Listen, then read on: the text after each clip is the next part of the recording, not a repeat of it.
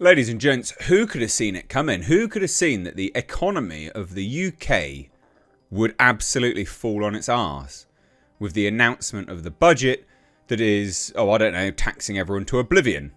Who could have seen it? Everyone. Except for this pudgy-faced douche canoe. And now he's asking UK regulators for ideas to boost growth. Are you joking me? Like, Earth to Keir Starmer. Bro, deregulate, lower the taxes, put more money in people's pockets, right? Decrease the size of the state. The UK state is huge. All with jobs that basically no one knows what they do. They secured ludicrous sums of money in their talks. Absolutely billions. Billions. How about that? How about that? I mean, that could increase growth, maybe. I mean, we are taxed to a high heaven. And we actually have, I think, if I remember rightly, it is the highest price for electricity in the world we pay in the UK. And we're not a rich country, actually. If you look at the average GDP per capita, you know, like, or the average GDP per capita is down anyway. But what I mean is the average wage, the average salary across the nation, it's awful. It's awful. Like, we've become a developed world. And I know that's like going to be shocking to a lot of people. No, it's true. Like, there's a lot of the UK is using food banks. There's a lot of starvation in the UK. This isn't a first world country anymore. It's just not. Oh, yeah, sure, we got some nukes. Yeah, fine, I guess. But when half the country is using food banks, I mean, it's not literally half the country, but figuratively half the country using food banks. No, we're a developed nation. This is ridiculous. So anyway, I'm going to take a look at this because I saw this yesterday and I couldn't quite believe it. I mean, I know, you know, we all know, anyone with more than one brain cell knows that what the UK government decided to do with their budget was clearly going to cause wage stagnation. When wage stagnation occurs, no one's going to go out and spend money. Everyone's concerned about the next tax rise that's going to come from Keir Starmer. So, yeah, it was obvious that the economy was going to suffer. Like, very, very obvious it was going to suffer. But apparently, according to Starmer, who pledged growth, he was like, no, it is my mission. We are going to boost. We're going to be the fastest growing economy in the G7. Bollocks. Well done, mate. Well done. You pleb. You massive pleb. Anyway, let's take a look. Hit subscribe if you are a returning viewer and you haven't already subscribed. Yes, this is somewhat political, I guess, to a degree, but I hate Labour and I hate the Conservatives equally, so don't you worry about it. I'm all about equality here when it comes to my politics on this stuff. So this got released yesterday. I mean, look, the comments. This is on the BBC, so yeah, the BBC is like the propaganda arm of the UK government anyway. But you've got nearly 7,000 comments, and they're not going to be good. So check this out. Prime Minister Keir Starmer, or Keir Starmer, the Chancellor and Business Secretary have written to the UK's main regulators asking them to come up with ideas for reform that could boost economic growth. Is any of that going to include tax cuts? No? Then no growth is going to happen. No growth is going to happen. You can't. So this is what a lot of people seem to think anyway as well. Is that you can't import loads of people from overseas, okay, in an effort to boost the economy. The UK's been importing people from overseas God knows how long now. It's ridiculous. It's absurd. And our economy is shit. Now, there's actually one of the key reasons for that, and you'll see it if you ever go to London or any big city, is that the people you import don't actually care about the country. They're using it as an economic zone, and they siphon money out of the economy and they send it home. That's why if you go to London or you go to Birmingham, not that anyone really works in Birmingham these days because it's essentially a third world shithole, is that there's loads of adverts for Remitly and Cash App and send your money home. That doesn't help either, mate. You can't stop importing people in an effort to boost the economy as well. Give tax cuts. If no one's got money, they're not going to spend money. People make your economy. They actually make your economy go round. If people have more money in their pockets, not through forced minimum wage, because that doesn't work nationwide, because if I go to some parts of the Midlands, it's a completely different economy to, say, the southwest of the UK or, London or any key sort of economic hub city. Minimum wage doesn't actually work, generally speaking. It just raises everything up.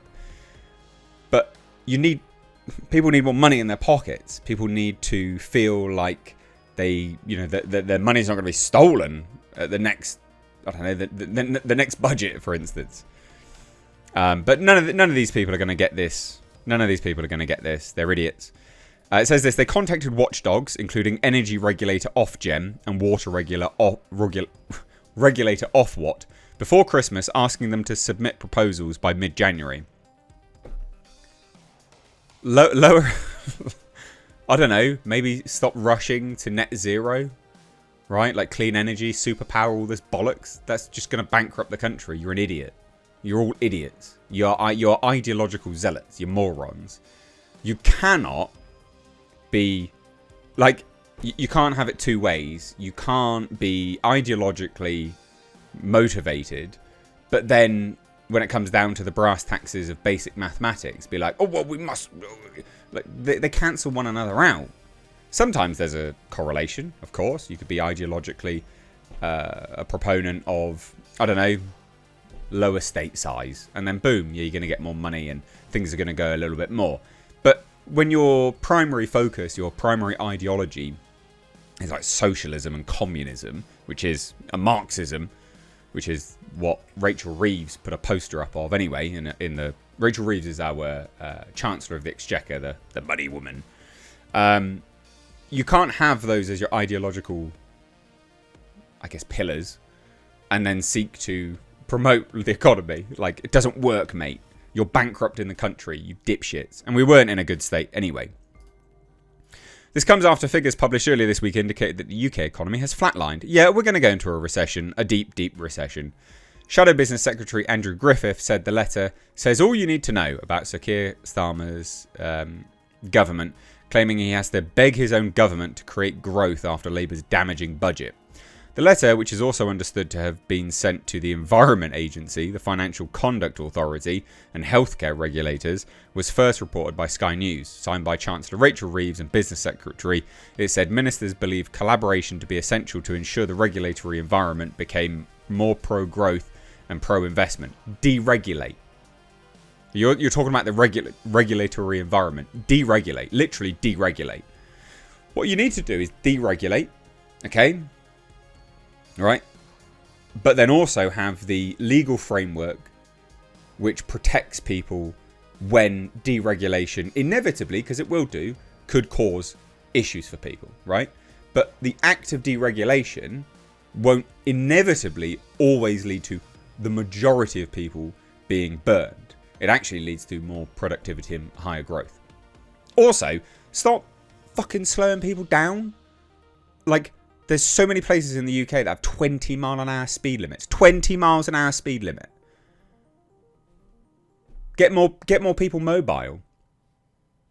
There is direct correlation to a country's upward mobility rate and their economic activity.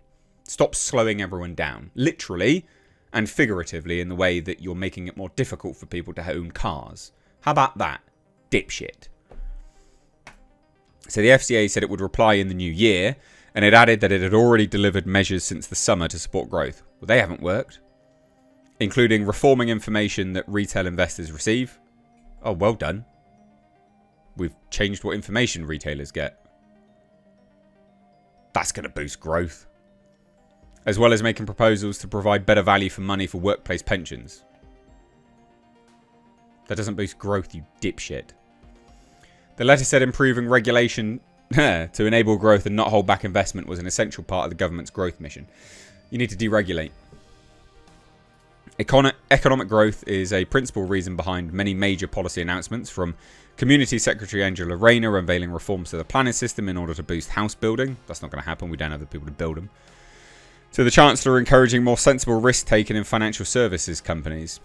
The letter is evidence that Sir Keir Starmer wants to pull every possible governmental lever to make sure arm's length bodies like regulators as well as government departments prioritise helping deliver Labour's mission of achieving the highest sustained economic growth in the G7. Well, we're not anywhere near there, are we? Because we have had no growth. We've had no growth. So you want to be the highest performing... I mean, just some growth would be good. But let me guess. So Keir Starmer's mission to gain growth is to import millions of random foreigners. That'll do it. Ugh. It's also an indication that the Prime Minister fears regulators can restrain economic growth. Yes, they can. By imposing obstacles to business activity. A message typically more associated with Conservative politicians, but which Starmer is increasingly putting at the heart of his plans, which is just true. But they're fucked, basically. They're absolutely fucked. They've screwed the country up. So Keir Starmer warned MPs it would take some time for people to feel their living standards improve. Mate. We'll just import infinity Bomalians, I guess. It'll be fine. God. How about we stop paying for... Oh, I don't know. Just random people that turn up on a jolly. You know, paying for them to live here. How about we deport the 10,000 plus foreign criminals that are in our prisons? How about that? Because that's a huge expense. How about we do that? I mean, there's so many ways that we could, you know, lower, decrease the size of the state, deregulate, lower some tax burdens. How about all of that? How about that? No, not going to do any of that. No. Of course not. Well, that's the UK fucked, isn't it? Let me know your thoughts down below. But everyone could see this coming. An amoeba could see this coming. This is like the most baseline economic like predictions you could have. Like, it's just so simplistic to know that this was going to happen. Everyone said it. And then Sir Keir Starmer was like, oh God, we've had no growth. How could that be? Dickhead.